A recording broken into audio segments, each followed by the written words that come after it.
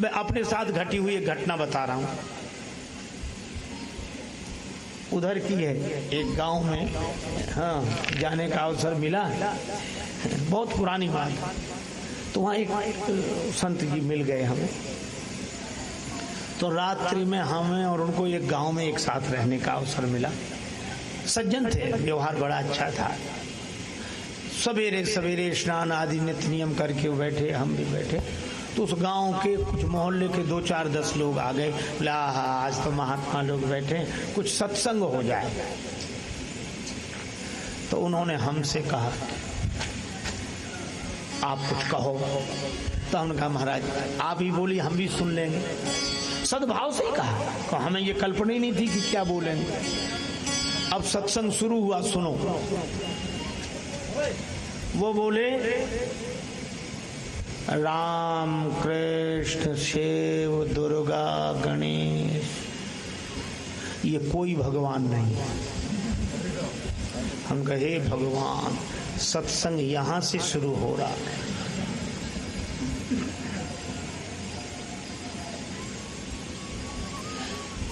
अब वो लोग बोले अरे कैसी बात करते हो, हम तो इन्हीं को भगवान मानते और हमारे पुरखे मानते चले आए, हमारे इतिहास में वर्णन है।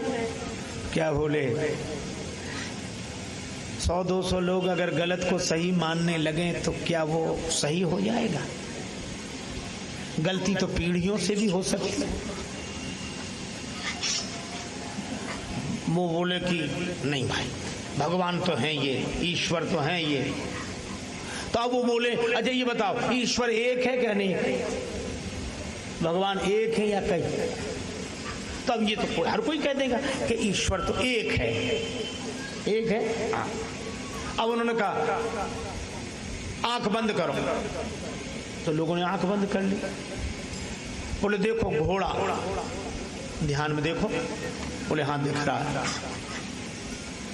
अच्छा देखो हाथी, हाँ दिख रहा। एक जैसी शक्ल दिख रही है सबको? हाँ एक जैसी। हाथी तो एक जैसा ही दिखे, घोड़ा एक जैसा ही दिखे, गाय भैंस ऊंट गधा जो देखो एक ही जैसा दिखेगा, क्योंकि एक ही तरह का होता है तो एक दिखे। अब बोले देखो, आंख बंद करो। हाँ। बोले देखो भगवान, तो अलग अलग दिख रहे हैं कि एक दिख रहे हैं? अब अलग अलग दिखेंगे, किसी को मुरली वाले, किसी को धनुष वाले, किसी को त्रिशूल वाले, किसी को ऐसे वाले, किसी को ऐसे। बोले ये अलग अलग दिख रहे हैं, सूंड वाले, तलवार वाली माता। तो बोले अलग अलग दिख रहे हैं? बोले हाँ। तो बोले ईश्वर एक है क्या अनेक? बोले है तो एक। बोले फिर ये अलग अलग क्यों दिख रहे हैं? इसका मतलब ये कोई ईश्वर नहीं है, कोई भगवान नहीं है, क्योंकि वो एक है। एक है तो एक जैसा होना चाहिए। मैं आपको क्या बताऊं, गांव वाले तो अवाक रह गए और उनके भक्त हो गए। दुनिया भी तो बड़ी विचित्र है। हाथ जोड़े, चरणों में सिर रख दिया, बोला महाराज हम तो युगों से गलती में थे, आज आंखें खुली हैं। तो वो क्या बोले, आंखें तो सत्संग में ही खुलती हैं। क्या ज्ञान प्राप्त हुआ है सत्संग में। मैं आपको सही बताऊं, मुझे इतनी पीड़ा हुई। तो उनका जितना अच्छा व्यवहार हमारे साथ था, इतना प्रेम, हमें सब भूल गया। लेकिन अब करूं क्या? तो अब वो गांव वाले भी कहेंगे हाँ ये है सत्संग। तो हमने उनसे कहा कि महाराज आपने इनसे इतने सवाल पूछे, एक हम पूछ लें? बोले पूछो। तो हमने उन गांव वालों से कहा करो आंख बंद। बोले हाँ। हमने कहा महाराज की शैली में ही हम बात करेंगे। बोले हाँ बोलो। हमने कहा देखो घोड़ा एक जैसा दिख रहा, बोले एक शक्ल दिख रही। देखो हाथी, बोले हाँ एक जैसा दिख रहा। अब ऐसे ही गधा घोड़ा ऊंट सब एक जैसे दिख रहे। हाँ। हमने आंख बंद किए रहे ना? बोले हाँ। हमने कहा देखो बाप, बाप देखो एक ही दिख रहा है कि अलग अलग दिख रहे हैं? बोले बाप अब अलग अलग दिखेंगे? बोले अलग अलग दिख रहे हैं। हम अलग अलग दिख रहे हैं, जो बताओ बाप एक होता है कि कई होते हैं? बोले बाप तो एक ही होता, हम फिर अलग अलग क्यों दिख रहे हैं? जब बाप एक ही होता है और हम एक ही बाप के होते हैं तो अलग अलग क्यों दिख रहे हैं? तो उसने कहा कि बात यह है कि बाप तो एक ही है, पर सबके बाप की शकल अलग अलग है, सबके बाप का रूप अलग अलग है। बाप तो एक ही है। हमने कहा इसी तरह परमात्मा तो एक ही है, पर सब भक्तों के भगवान का रूप अलग अलग है। स्वरूप से वो एक है, रूप से अलग अलग है। तो वो बेचारे सरल भोले आदमी थे, बोले हाँ ये भी बात सही है। तो उनमें तो कुछ लोग बोले यही सही है। महाराज गांव वाले तो बड़े प्रसन्न हो गए हमसे, और वो सज्जन हमसे ऐसे नाराज हुए कि तब से आज तक, पहले तो मिलते ही नहीं, मिल जाए तो बोलते नहीं। आज तक हमका बड़ी कृपा है, आप नहीं बोलो तो अच्छा है। अभिमानी से बड़ा अनाथ कोई नहीं होता। श्री तुलसीदास जी कहते हैं गणेश जी का वाहन है चूहा। चूहा। सीता माता ने प्रार्थना की गणेश जी से, गणनायक वर दायक देवा, गणनायक वर दायक देवा, आजू लगे तुव सेवा, आजो लगे कीने तुव सेवा, बार बार विनती सुन मोरी, करहु चाप गुरुता अति थोरी, करहु चाप गुरुता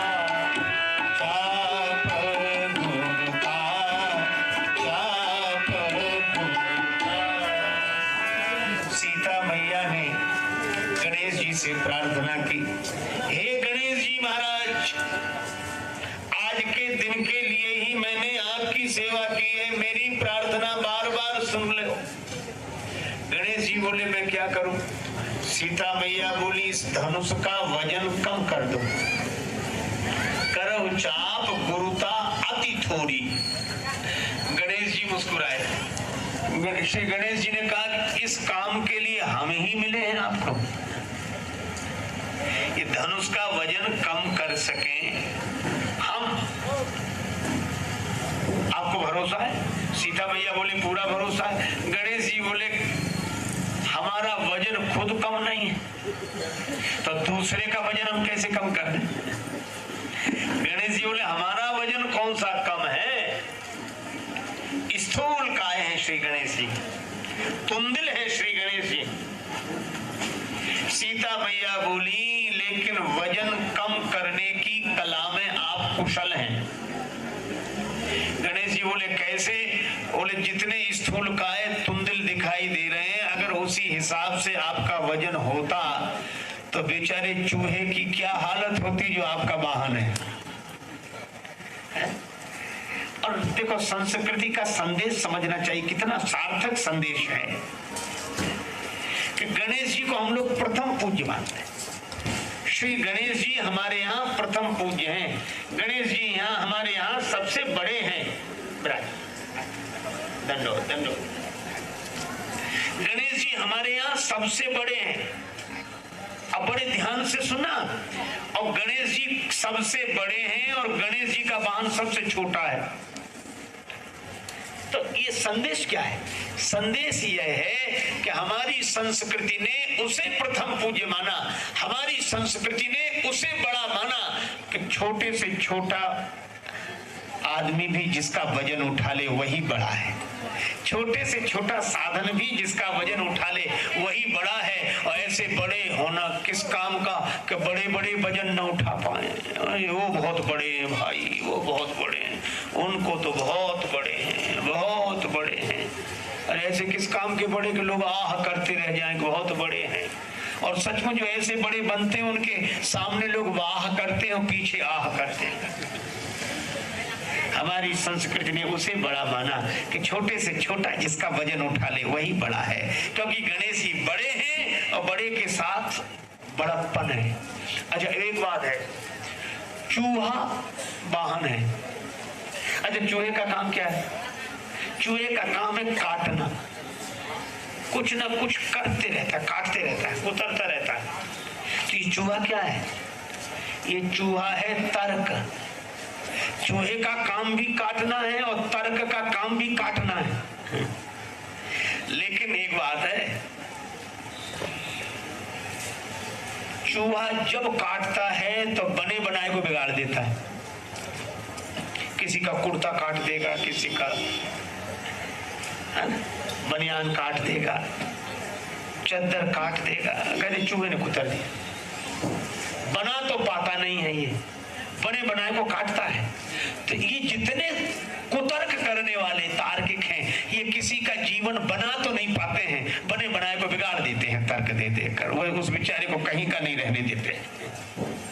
एक बार एक आदमी शंकर जी के मंदिर में जा रहा पूजा करने, ओम नमः शिवाय, ओम नमः शिवाय, दिया लेकर जा रहा शंकर जी की पूजा करेंगे। रास्ते में एक तार्किक मिल गया। कहाँ जा रहे? बोले शंकर जी की पूजा करने, गणेश जी की पूजा करने मंदिर में। तार्किक बोला क्या फायदा है इससे, और क्यों जाते हो? वहां क्या सचमुच बैठे हैं गणेश जी, शंकर जी? ये मूर्ति तो तुमने बनाई है। वो आदमी बोला कि ये बहस छोड़ो, हमें पूजा करने दो, हमें मजा आता है, अच्छा लगता है, पूजा करते हैं।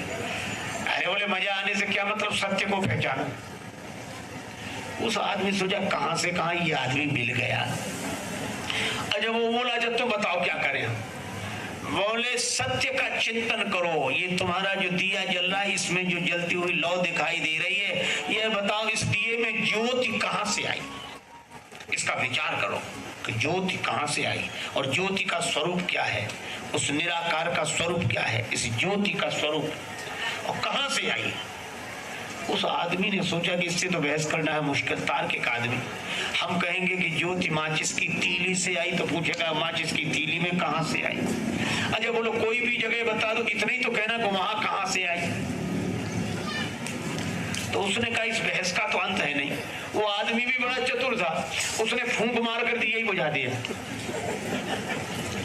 तो वो तार्किक बोला कि तुमने दिया क्यों बुझा दिया? उसने कहा कि तुम क्या पूछ रहे थे? हम पूछ रहे थे कि ज्योति कहां से आई, और दिया जिसने बुझा दिया था फूंक मार के, वह तार्किक से ही बोला कि अब तुम ही बता दो इस दिए की ज्योति कहां चली गई, कहां गई।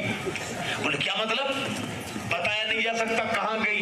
बोले तो काहे को परेशान होते हैं, जहां गई है वहीं से आई थी, जहां गई है वहीं से आई थी।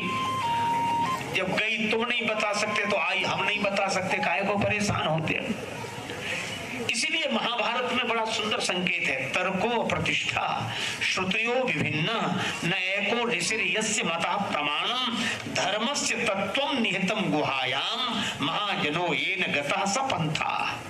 तर्क की कोई प्रतिष्ठा नहीं है, किसी भी पक्ष में लग सकता है, और तार्किकों के हाथ में कुछ लगता भी नहीं है। एक बार एक आदमी बहुत तर्क विद्या पढ़कर आया और घर आया, मां से बोला मैंने ऐसी विद्या पढ़ी है कि असंभव को संभव सिद्ध कर। मां बोली कि ऐसी कौन सी विद्या है जो असंभव को संभव सिद्ध कर दे? बेटा बोला नमूना दिखाऊं? मां बोली पहले जलपान कर ले, 2 लड्डू प्लेट में रखे खा ले। बेटा बोला लड्डू बाद में खाऊंगा। पहली बात तो यह है चमत्कार देख। क्या? माँ बोली क्या चमत्कार दिखाएगा? बेटा बोला लड्डू कितने हैं? माँ बोली 2, बेटा बोला 3। बोले जो 3 है ही नहीं तो सिद्ध कैसे करेगा? बोले यही तो विद्या है। तो पिता भी पास आके बैठ गया कि ऐसी पढ़ाई तो हमने भी नहीं पढ़ी जो 2 को 3 बता दे। पिता ने भी पूछा कि लड्डू 3 कैसे? 2 हैं। माँ बोली 2 हैं, बेटा कहे कि 3 हैं। माँ बोली कैसे माने? बेटा बोला गिनो। अब आप जरा हिसाब लगाना तर्क का। अब लड्डू तो 2 ही रखे थे, माँ बोली 1, बेटा बोला ठीक। अब दूसरे लड्डू पर उंगली रखी माँ ने, माँ बोली 2, बेटा बोला 2 और 1 3। जहाँ 2 और 1 इकट्ठे हो 3 तो होंगे। अब बोलो क्या जवाब है इसका? इधर से पढ़े तो 1 तो 2, अब दूसरे लड्डू को तो 2 बोलना ही पड़ेगा। अब वो कहे गणित का सिद्धांत है 2 और 1 जहाँ इकट्ठे हो जाओ 3। अब माँ कैसे खंडन कर दे। माँ बेचारी जवाब न दे पाए। वो बड़ा खुश हुआ कि मैंने ऐसा तर्क दिया कि जवाब नहीं दे सके। लेकिन पिता भी कम नहीं था, उसी का पिता था। उसने कहा कि वाह बेटा, हम खुश हुए कि लड्डू 3 है, मान गए हम। अब एक काम करो। क्या? बोले एक लड्डू मैं खा लूंगा, दूसरा तुम्हारी माँ खा लेगी, तीसरा तुम खा लेना। बोलो हाथ लगा कुछ?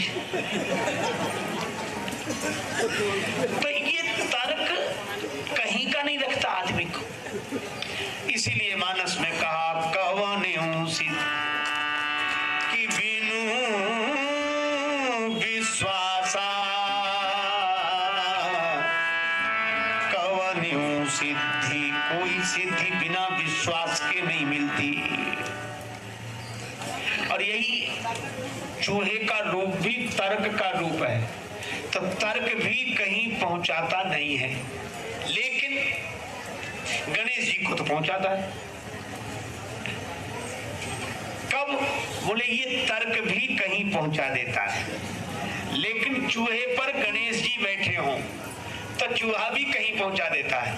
इसका अर्थ है कि गणेश जी विवेक के रूप है, समझदारी के रूप है। हाथी का सिर उनको लगाया गया है, तो विवेक के, ज्ञान के, समझदारी के रूप हैं।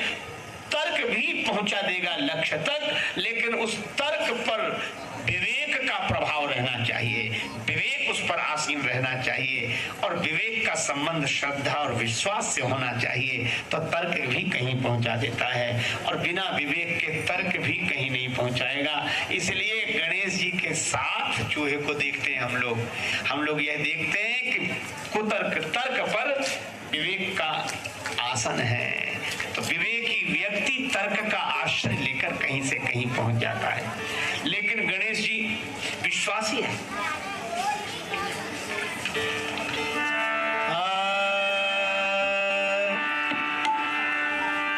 हरे राम राम राम सीता राम राम राम,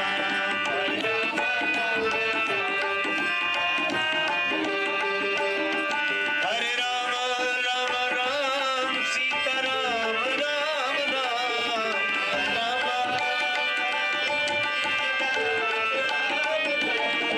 हरे राम राम राम सीता राम राम राम, हरे राम राम। यह नाम बनाया प्रथम पूज्य गणपति जी को पल में, यह नाम बनाया प्रथम पूज्य गणपति,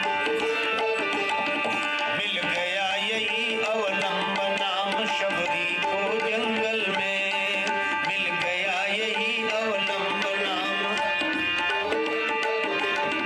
लाखों का बेड़ा पार किया, पहुंचाया प्रभु के धाम, लाखों का बेड़ा। हरे राम राम राम सीता राम राम राम, हरे राम, हरे राम राम राम सीता राम राम राम, हरे राम राम राम। देखो, जहां तर्क पर विवेक का आसन होगा, वहां विश्वास की प्रधानता होगी, श्रद्धा की प्रधानता होगी।